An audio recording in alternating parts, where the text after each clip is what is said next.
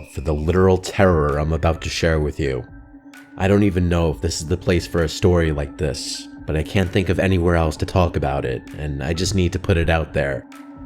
I've told everyone under the sun about this. My family, my neighbors, my friends, random news outlets. It's never enough. I can't really explain it, but I feel some weird obligation to inform as many people as possible about what's been happening to me. So here goes. It's November of 2019 as I'm writing this. The story goes way back. I'm talking like 7 years plus. I can't tell you the exact year off the top of my head, but let's just say 2012. It might have been 2013, but that's my best guess. I was in my mid-20s with a stable job and girlfriend who's now my fiancée. I never went to college, so I had been in the workforce for a while, and it was unlikely that my life would ever experience any drastic change. Because of that, there was no reason for me to move far away from home, so I didn't. At that age, my girlfriend and I had just moved into my childhood home that my parents so graciously passed on to me as my first house. It's an extremely old brick house that my dad had actually inherited from his parents when he was around 40, so I'd be keeping it in the family. The house itself has seen a few rounds of renovations, but you can still tell it's old. It's the brick that gives it away. There are very few brick houses in our area, so it sticks out like a sore thumb. I kind of like that though, it feels special. Speaking of our area, we live in a very woodsy neighborhood, so the houses are spaced pretty far apart. Our house is also the last lot on our street, so instead of bordering the woods on just one side, we border it on two. The woods back there is massive, and I mean massive. As a kid, my brothers and I would often go exploring in there, but no amount of aimless wandering ever got us even close to charting the whole thing. I'm sure some people would find that intimidating, but I've always enjoyed the wilderness, so it wasn't a big deal to me. Plus, I'm a guy who likes keeping to myself. Always have, so being isolated in my own little corner of the earth was appealing. Anyway, my girlfriend and I had been living there for a few months when all this started happening. It was sometime in the winter. I can't remember the exact month, all I know is that there was snow on the ground. It was sometime after 8 in the morning on a Sunday, the one day a week I got to sleep in. As I was getting in my pickup truck to treat myself to a coffee like I do every Sunday morning, I noticed something odd. In the driveway, right next to my car, there was what looked like a trail of footprints in the snow. My first thought was that my girlfriend had somehow woken up before me without me hearing her, and she came out to the driveway for whatever reason. But the more I looked around, the more I realized that was impossible. The path led across my front yard and through the hole in our side yard fence, meaning the footprints had originated from somewhere in the woods. On top of that, the trail didn't lead anywhere near our house, meaning they couldn't have been created by my girlfriend. I remember standing there, confused as hell. The trail didn't lead around our house or up to any of the windows, just the driver's side door of my car. That meant someone had walked directly from the woods to my car, only to immediately turn around and walk straight back into the woods. It was bizarre. I ended up asking my girlfriend about it later that day, but she obviously wasn't responsible for it. I wish I could give you more details about that first instance, but it was so long ago that that's about as much as I remember. It must have been at least 2 winters after that when the next thing happened. I specifically remember it being 2015 because that was the year my Seahawks lost the Super Bowl to Tom Brady. I woke up that morning and walked to my car. I think it was a weekday, but I'm not positive. As soon as I stepped outside, I instantly knew something was very, very wrong. There were footprints everywhere. I'm talking in the driveway, near all the windows, around the perimeter of the house. The yard was completely covered in them. I'm a pretty level-headed guy, so I'm not gonna say I started panicking, but I'd be lying if I said I was completely calm in that moment. I was already late for work, so I didn't have time to inspect the prints very closely, but I didn't want to leave my girlfriend in a potentially dangerous situation. I quickly ran around the house and yard to make sure no one was lurking on the property, but that was about all I could do in the limited time I had. As I was pulling out of the driveway, I texted my girlfriend about the situation so she wouldn't freak out. I ended up leaving work early that day, mostly because the situation was stuck on my mind. By the time I got home, my girlfriend had made some shocking discoveries. As soon as I pulled up, she beckoned me into the yard and pointed at one of the trails, saying it had been bothering her all day. At first, I was confused, but then I realized what she was talking about. None of the footprints had left any shoe marks. I felt like an idiot for not picking up on it sooner. Whoever had left the footprints had been walking around in their bare feet. I was at a loss for words. Who the hell would walk around barefoot in freezing cold temperatures? My girlfriend suggested that maybe it was some kind of animal, but the prints genuinely looked like 2 human feet. We went inside and called my dad, but he said he'd never experienced anything like that in all of his years of living in that house. He told me to grab my rifle and try tracking down whoever had left the footprints. I really didn't want to, but I knew this kind of thing was my responsibility. My girlfriend wanted to call the police, but I knew that would be a waste of time. We had no evidence that a crime was committed, and I didn't think trespassing would warrant a search. I told her I'd call the police if I found something in the woods, and she agreed. Like I said before, that woods is its own world, so I told myself I'd turn back as soon as the sun started going down. I slung my rifle over my shoulder and headed out. I must have been following the trail for like 30 minutes when I noticed something really strange. Seemingly out of nowhere, the trail split into 2 diverging paths. I didn't know which one to follow. Hell, I didn't even know that was possible. I thought maybe whoever had left the trail had doubled back to confuse me, but then a scarier thought hit me. Was there more than one person out there? I was under the impression that I had been tracking one person this whole time. The possibility of multiple people had never even occurred to me. That was enough to shake me up though. I wasn't fully comfortable knowing I could be outnumbered out there. I stood there a little while longer before deciding to turn around. It was getting dark anyway. As I was walking back, I couldn't help but think about those footprints.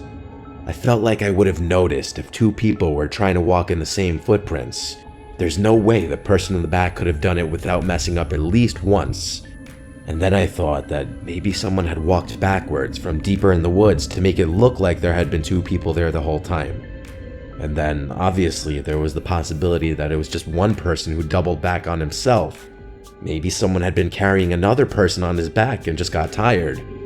I really didn't know which explanation was the most disturbing.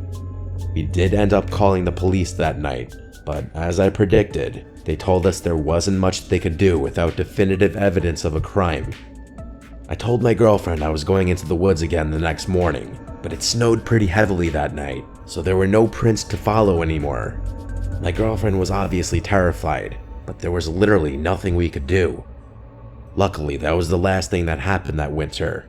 In fact, nothing happened for a few years after that. I would go as far as to say we had forgotten about the whole thing. A lot had happened since then. My girlfriend and I got engaged in that time frame, and we were focusing on other things. I wouldn't be writing this if the story ended there though. What I'm about to tell you happened less than a year ago. It was just after the new year, so January of this year. One random morning, I woke up to footprints all over my property. Just like that, all the memories came flooding back. My fiancée actually broke down in our bedroom, asking me if we'd ever escape this nightmare. I didn't know what to tell her. It was actually worse this time. There were footprints leading to my shed, and a bunch of tools were missing. God knows what else those people had done. I was furious. I called up my friend Theo, explained the situation, and asked him if he'd help me. He's a big wilderness guy, and a much more experienced hunter than I am, which is part of the reason I asked him for help. He agreed and drove over to my place a few hours later. My fiancée was worried sick, but I promised her that Theo and I would be able to handle ourselves. We dressed for the cold and geared up, knowing we might be out there for hours. The reason I wasn't worried about the darkness this time around was because Theo had this really expensive thermal scope for his AR-10, which would allow us to see in low visibility. I never spent that much money on hunting equipment, so I'd still be blind, but it was definitely comforting knowing at least one of us would be able to see. I won't sugarcoat it, I was pretty scared by the time we headed out. At first, Theo and I talked as we walked, but after 45 minutes, we were mostly silent.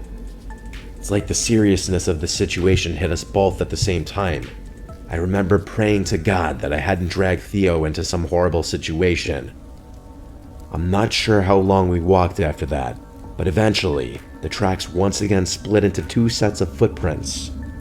We followed the one on the left for a few minutes, but at one point, the trail just stopped abruptly.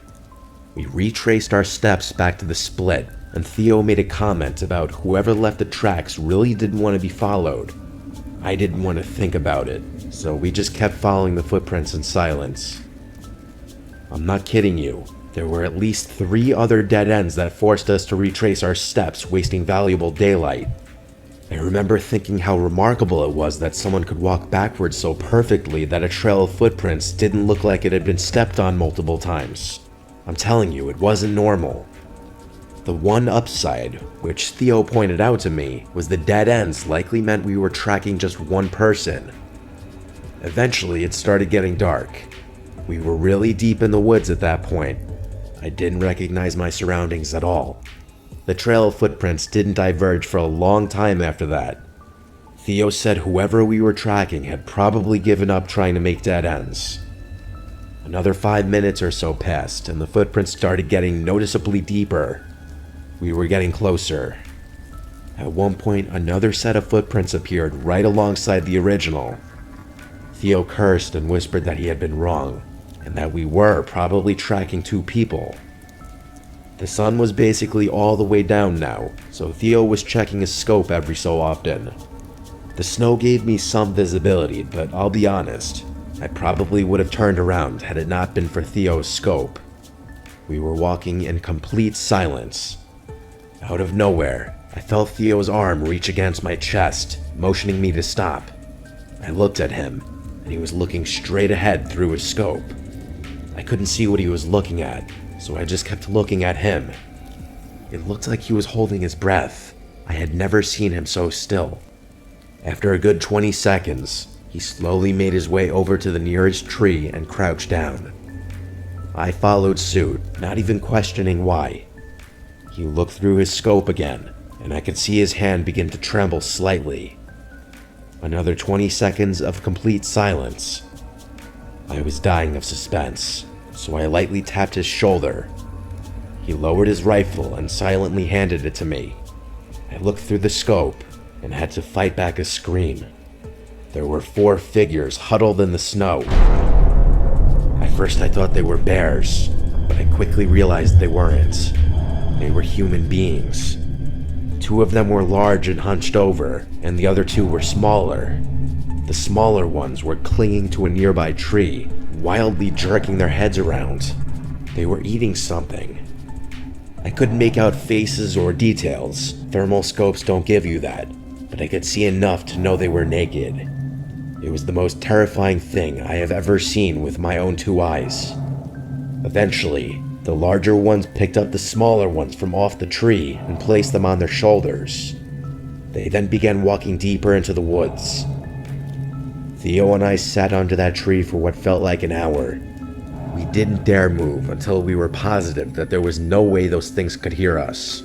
By the time we got back to the house hours later, I was surprised to find my fiancée was still awake. She told me she couldn't sleep knowing I was out there and asked what we found. I told her in as minimal detail as possible, but she was still horrified. We called the police that night, who told us they'd searched the woods the first thing the next morning. Theo agreed to stay the night so the 2 of us could assist the police in their search. The next morning, the police searched the woods with our help, but called it off after a few hours due to the partly covered up footprints. My fiancé demanded that they keep searching, but they said they couldn't sanction a huge search over some missing tools. I don't blame them, but it didn't feel like closure. Theo and I knew what we saw. Winter is fast approaching, and both my fiancé and I are worried those people are going to come back again. We're seriously considering moving, but haven't been able to get the ball rolling on that.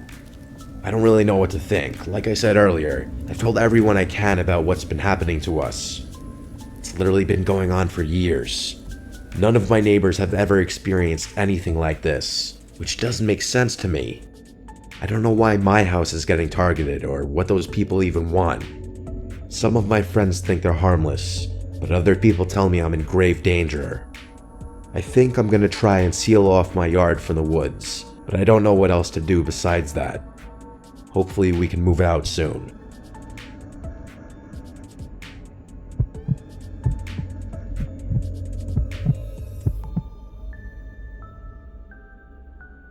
Last summer, I decided to tackle a major section of the Pacific Crest Trail. I've always loved hiking, especially solo trips. My plan was simple: park my car at the end of the section, hitch a ride to the trailhead, and hike back over the course of a little more than a week and a half. It sounded straightforward enough at the time. The first few days went smoothly, about how I expected. The trail was everything I'd hoped it would be. Endless stretches of towering trees and winding paths cutting through serene landscapes. I'm in pretty good shape, so I don't have to stop very frequently when I'm hiking. I'm obviously not going to hike in the dark though, so every night I had to pitch a tent to get some shut-eye. I've always preferred to keep a low profile, especially since solo hikers can attract attention. Because of that, I'd venture a little off the trail to set up my camp each night. I figured it was better that way, minimize the chance of a stranger stumbling across my campsite.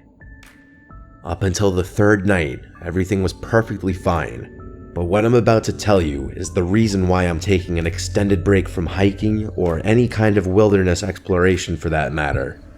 I woke up in the middle of the night with this odd sense that something was wrong. It was the kind of gut feeling you can't explain, but you know better than to ignore. I looked around my tent. Everything seemed normal inside, so I decided to have a look around the campsite. I drew my rifle, grabbed a flashlight, and unzipped the tent. There was no one out there, no one that I could see at least. I returned to my tent and started checking my pack. That's when I realized my wallet was gone. At first, I thought I'd just misplaced it, maybe left it outside the tent or buried it somewhere in my gear. But after tearing through everything, it was clear someone had taken it. My personal information, cash, credit cards, all of it. How was that even possible though? Had someone broken into my tent just to steal that one thing and leave? It was unlikely, but randomly misplacing it was very uncharacteristic of me. I came to terms with the unfortunate conclusion that I had probably lost it myself. Things only got worse from there though. Over the course of the next few days, I started to notice more things missing. Small items, seemingly random things. One of my lighters, my Swiss Army knife, a few energy bars. I knew I wasn't just misplacing everything. Someone was stealing my belongings. Part of me didn't want to believe it, but by the fourth day, it was undeniable. I was being stalked. There wasn't any cell coverage on that part of the trail, so it wasn't like I could alert someone about my situation. I remember contemplating turning back, but I'd only be saving myself a couple of days at best. There was no way I'd be able to hike either direction without sleeping, but I didn't feel comfortable pitching a tent in those woods with someone literally stalking me. It was a lose-lose situation. I remained calm and told myself there was a reason I had brought my rifle out there. And then it dawned on me. Why hadn't that person stolen my gun? It's almost as if they were deliberately messing with me. That night, I tied my tent shut from the inside, hoping that would keep them out should they return. I tried to stay up for as long as possible, but I eventually fell asleep from pure exhaustion. My plan worked though, because when I woke up the next morning, there was no sign that anyone had been in my tent. By then, the paranoia had set in fully though. The solitude was getting to my brain, and every second of hiking was agonizing. I don't have anxiety, nor have I ever had it, but let me tell you, I have never felt worse in my life than I did over the next few days. Just imagine being in my position. No options but to continue hiking despite knowing someone's lurking not far behind. The anxiety was perpetual, and I was unraveling. I can't explain why or how, but my mind started playing tricks on me. A rustling in the bushes turned out to be nothing. A shadow flickering at the edge of my vision vanished the moment I turned my head. The hallucinations got worse. I can't remember most of them specifically, but the one that sticks out the most is this. As I was walking, I felt myself step into an ankle-deep puddle of water that almost caused me to trip. I literally heard the splash and felt the cold water soaking my sock, but when I looked down, the ground was completely dry. I stood there in complete shock. It felt so real. I had no choice but to continue down the trail. As bad as the days were, the nights were always worse.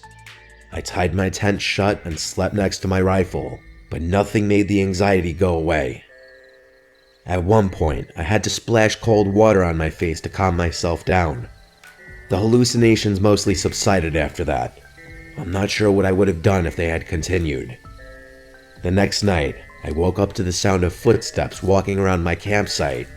I quietly grabbed my rifle, preparing to confront whoever was there, but my body was frozen in fear. Eventually, the footsteps faded into the woods, but there was no way in hell I was going to sleep after that. As soon as the sun came up, I packed up camp in a frenzy, my hands shaking so badly I could barely tie my gear. I couldn't stay out there another night. I was so close, probably a day and a quarter's hike away from my car, maybe less if I moved quickly. I decided that I wouldn't be stopping to sleep that night, that I'd push through the night to get off the godforsaken trail as quickly as possible. I hiked for hours, as quickly as my body would let me go. When the sun started to set, I gritted my teeth and continued instead of pulling off to pitch my tent. By the time it was pitch black out, I was so close. Probably 2 hours away at most. I kept walking, flashlight in one hand, rifle in the other. I started second-guessing my decision. I had never hiked in the darkness before, and I was not prepared for how difficult it was. That in and of itself was scary enough. I kept going, trying to keep my breathing steady. About an hour passed. I was getting closer. And then, I heard it. Somewhere behind me, I was sure I heard footsteps. I spun around and flashed my light, and to my horror, I saw something slink behind a tree. The adrenaline took over, and I aimed my rifle at the tree. I demanded that they come out in a loud voice. The figure stepped forward. It was definitely a human, but when I tell you it was the most barbaric-looking thing I'd ever seen, I'm not exaggerating. Words cannot describe what I was looking at. He was wearing nothing but a pair of my shorts, which I hadn't even realized were missing. His skin was scratched up in several different places, and his face was covered in hair. He started walking towards me, even though I had my rifle aimed at him. Before I could think, I tapped off a warning round next to him. He jumped at the sound and instantly retreated, sprinting back into the woods. I was in shock. Without wasting another second, I turned around and went as fast as I could. By the time I made it out of the woods, I locked my car doors and called the police. When they finally showed up, they told me that I shouldn't stick around. I didn't need to be told twice. I was out of there that night. The craziest part of the whole thing, in my opinion, was the hallucinations. I didn't think such vivid hallucinations were even possible. It's going to be a long time before I go hiking again, and I can confidently say that when I do, I won't be alone. I would advise anyone planning on hiking the Pacific Crest Trail to be extremely cautious and carry a firearm. This experience is something I still think about often.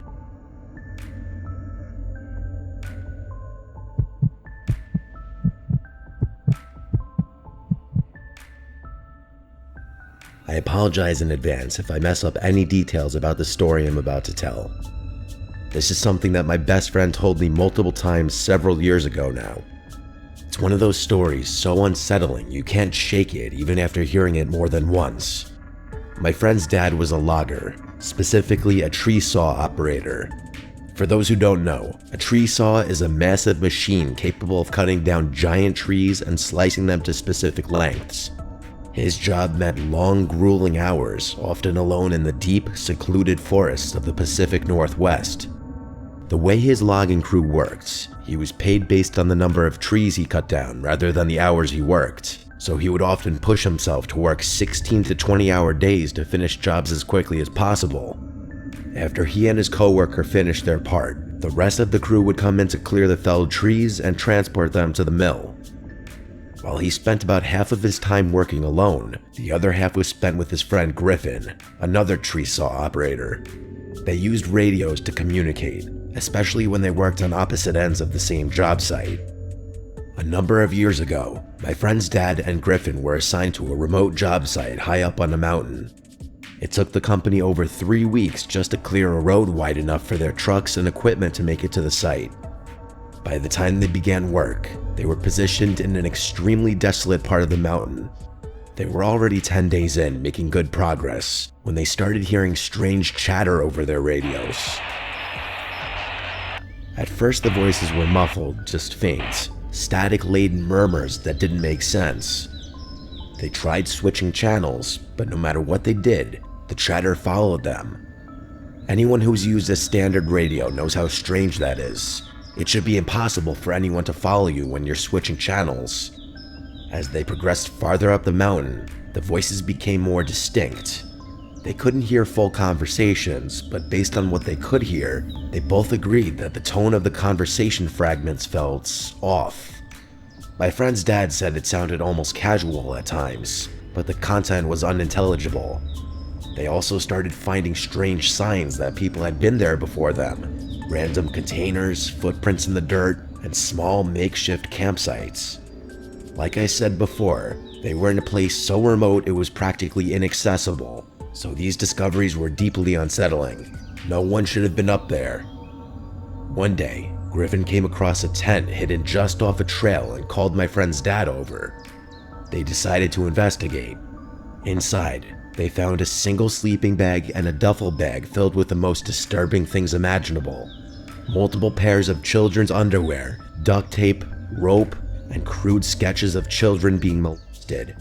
There were even photos of a fresh apple indicating whoever owned it had been there recently. Griffin wanted to pack up and leave immediately. My friend's dad, ever the workaholic, insisted they finish the job. They agreed to limit radio communication to emergencies only and decided to keep working. That night, they sat in the camper, unable to shake the dread that hung over them. The radio crackled to life again, and this time, they could make out snippets of a conversation between two men. They were talking about mundane things, collecting water and firewood, but the realization that these men were likely connected to the tent freaked my friend's dad out. Griffin wasn't as fazed, but my friend's dad was losing it. The next night, my friend's dad decided to confront them. When he heard the men talking about gathering bush for a fire, he grabbed the radio and demanded to know who they were and what they were doing there. The radio went silent immediately, and the men didn't respond. That silence was almost more unnerving than the chatter. Griffin was upset that my friend's dad had announced their presence, and the two of them got into a brief argument before deciding they'd escalate the situation the next day. Around midnight, Griffin shook my friend's dad awake, whispering that someone was outside the camper. The first thing he noticed was the soft sound of footsteps crunching on the gravel outside. Heart pounding, he fumbled for his gun, only to realize it wasn't loaded. He had no idea where his ammunition was. Griffin was unarmed, and the idea of calling the police was laughable given their location. They both sat frozen as they heard the camper door handle jiggle. The door creaked open, but didn't fully swing inward. Their camper was high off the ground, and there was no ladder or stool to climb up. Then came the scratching. Long, deliberate scratches along the outside of the door. 4 agonizing minutes passed. Finally, my friend's dad nodded at Griffin, signaling he was going to check it out.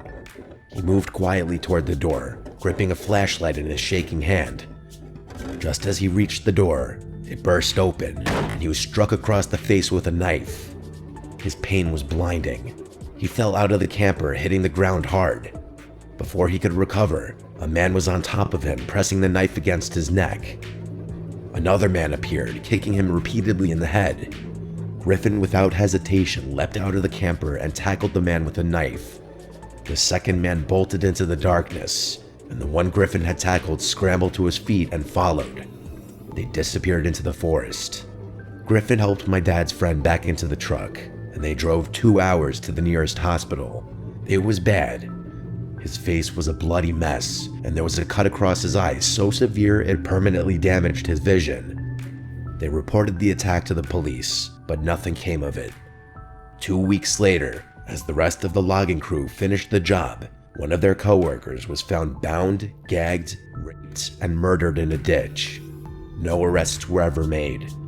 To this day, my friend's dad struggles with PTSD. His right eye, with its disfigured pupil, constantly reminds him of that night. I'm sure he hasn't had a full night of restful sleep since.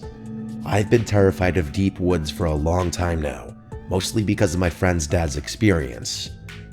I haven't heard from my friend or his dad in years now, so I can only hope he's doing all right.